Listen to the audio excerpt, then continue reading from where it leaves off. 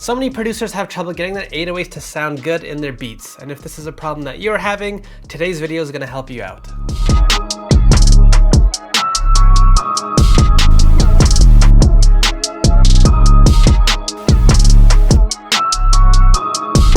Most likely you have a big library of 808s, and when it comes time to using an 808, you go through your library and you try to pick the right one. But you might run into the issue where none of your 808s sound good, and even when you try to use your usual techniques and tricks to try to get them to sound good, nothing seems to work. I want to walk you through 3 concepts that you might be overlooking that are causing you these 808 problems. Now the first one has to do with context. By the way, if you enjoy my videos, please hit the like button because it really does help me out, and if you do, I will kiss you on the mouth if I ever see you in real life. No, I won't. Anyway, starting off, let's first look at 2 different situations and think about which type of 808 would sound best. Here we have this first loop.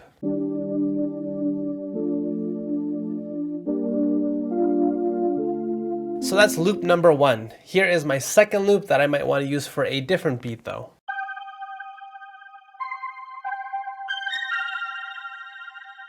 So we have 2 very different loops here. Now to choose the right 808 for either loop, we have to think about context. Looking at the frequency distribution of our first loop, you can see that most of the presence here exists in the low mid-range. There isn't much happening elsewhere. And looking at our second loop here, most of its frequency presence is in a much higher range comparatively. And this is going to have a big impact on which 808 would fit better for the type of beat that we're making. For instance, for the first loop, using an 808 like this might be a better idea.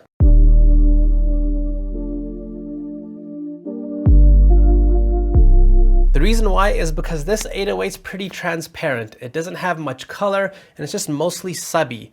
If you look at the frequency distribution of both our loop and our 808, you can see there isn't much overlap, and that's why these 2 sounds will work well with each other. Moving on to the second loop that has most of its presence in the higher range. This loop leaves us a lot of space down here, which is going to allow us the opportunity to use a more distorted, colorful 808. So if you use this 808 right here, this 808 works better in this context with the second loop because this loop and the 808 also don't have as much overlap. So as you can see, this is one of the concepts that you will need to keep in mind when thinking about which 808 to use. I know people like to reach for super distorted 808s that sound really crunchy no matter what type of beat they're making, but it's a good idea to consider context. Think about what your other sounds are doing and what spaces they're filling. And based on that, choose an 808 that best fits your situation. That's one factor that's going to be really important to get your 808 to sound good. Now, if you don't fully understand how important context is, let me explain this a different way. Getting a thick, juicy sounding 808 may be super important to you, the same way looking thick and juicy at the gym may be important to you also. When you're at the gym, you want everyone to admire your voluptuous bod. You may even wear a cutoff shirt so everyone can see your abs, playing that little flirt game. I know what you're up to, you sly dog. But looking thick and juicy isn't the right move in every context. Yeah, it works at the gym, but you definitely don't want to look thick and juicy when you're visiting your grandma at the old folks' home. Think about what's gonna happen. You walk in there, those grannies start lusting all over your bod. I have first dibs. You walk by and they start pinching your backside with that geriatric grabber. Context and the situation you're in matters when you choose how you dress, the same way how it matters when you choose your 808. You need to think about the situation before you make your decision. And this is what happens when you choose a distorted 808 no matter what the context is. You'll end up making out with a 94-year-old woman. So as you can see, context does matter. However, as usual, I don't want to make it seem like your entire beat's going to be instantly ruined if you use a super distorted 808 no matter what the context is. For example, if we used our distorted 808 with the first loop,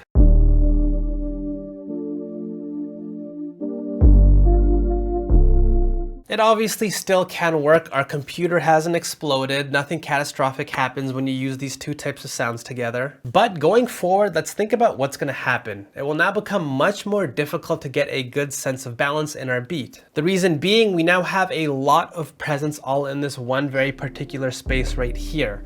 And as you know, achieving overall balance is going to be important. So eventually you may need to do a lot more work to fill up the other frequency spaces in your beat to the point where we have a more even amount of presence along the entire frequency distribution of your entire beat. And you may even find that in order to get this balance, you end up having to reduce the volume of your distorted 808, making the 808 sound much more weaker in the beat in the end. It might have just been a better choice overall in this situation to just use an 808 that doesn't have as much frequency overlap as my other sounds in this beat in order to make the building and balancing process easier going forward.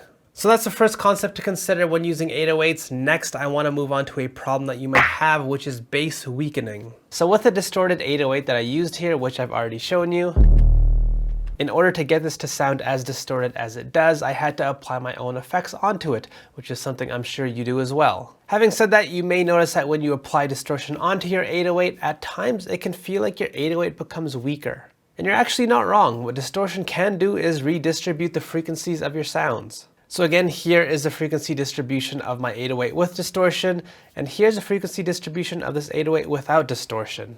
Take notice of where the peak is down here in the subby region. When I add distortion, yes, I do get a lot more presence and color in the higher frequencies, but in the low end, we have a bit of a reduction. And with more and more extreme forms of distortion, this can happen to a more extreme degree. Distortion can at times neuter your 808, so you may accidentally end up cutting what's happening down in the low end. The reason why is because we're fundamentally changing the shape of our waveform when we add distortion. So how do we go about solving this problem? Well, one way you can solve this problem is by using parallel processing. For example, if you like how subby your original 808 is, but you still want to add some degree of color to it, you could send your 808 to multiple inserts. So if I had my 808 in this insert right here, for example, what I could do is send it to this insert as well, and I can leave the original insert alone in terms of adding effects onto it. And in the second insert right here, this is where I'm going to start horsing around with distortion and control just how loud I want this distorted layer to be, maybe add some EQing. And with this technique, I won't have to worry about weakening my original 808. I can maintain that subbiness that I want. So that's one approach that you can take when it comes to distorting your 808 without weakening it. Another approach is to just use higher quality tools for your distortion. In my opinion, Decapitator is one of the better distortion plugins for 808s. I use this every beat that I make to some degree. A big reason why is because this plugin can prevent that bass weakening from happening. For example, here is my first 808 that I used without Decapitator. And then when I turn Decapitator on, it not only added harmonics to the higher frequencies, which is great, but it didn't do so at the expense of the lower frequencies. It's just a great plugin overall. And just as a quick little plug here, for those of you that joined my course, this is one of the many plugins that you can get a big discount on. You actually get more than $2,000 worth of discounts by joining Better Beatmaker, so definitely check that out, especially if you're planning on buying these plugins anyways. You're just gonna end up saving a lot of money. So that's tip number 2, be careful with your distortion because it may end up undermining the low end of your 808. And the final concept that I want to cover has to do with 808 reshaping. This is a mistake that I see producers make really often. So many producers just grab their 808s from their library and just drag it into their channel rack and they leave it at the default length, even though a lot of times controlling the length of your 808 would really help you out. A common situation where reshaping your 808 will be very helpful is if you plan on getting ultra melodic and dense with your 808 pattern. For example, let's say I wanted to make a beat using this loop right here.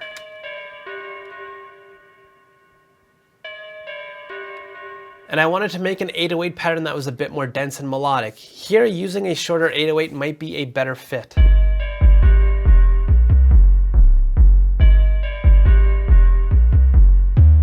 Whereas if I use this exact same 808, but I didn't control how long it was,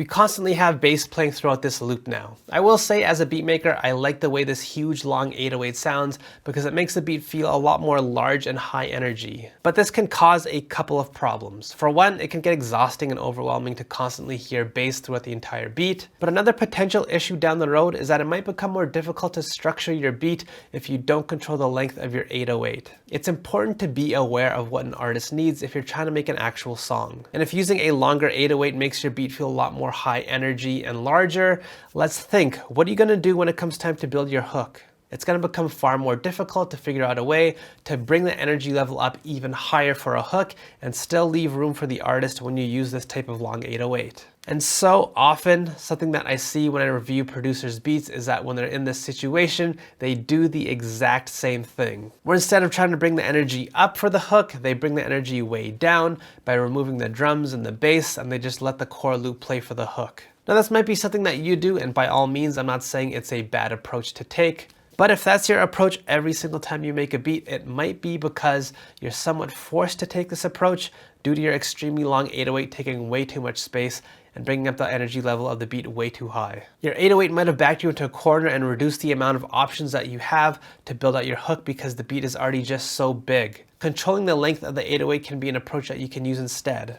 For example, you can use the shorter 808 for the verse section, which will help leave enough room for the artist, and save the longer 808 as a way to bring up the energy level for your hook section. Whereas just using the 808 at its default length may be one of the reasons why you find yourself struggling to build a hook and do so in a balanced way. Now you may have noticed I use Direct Wave, which is a stock plugin with FL Studio to control my 808 here. And if you didn't know, Direct Wave is almost necessary when you want to build out these more elaborate 808 patterns, and the reason why is something that I covered in the video that's showing up on your screen right now. So if you use 808s, I really do recommend you check that video out to see why Direct Wave can help you make better ideas with your 808 patterns instead of just dragging your 808 into the channel rack and try to build from there. So those are 3 tips that can help you make your 808 sound better in your beats. As always, if you like this video, like and subscribe. Head over to betterbeatmaker.com to check out my full online beat making course if you want to learn what's missing in your beats. My free drum kit's available in the description box below, as well as a link to the Discord if you want to join my producer community. And I'll see you guys next time.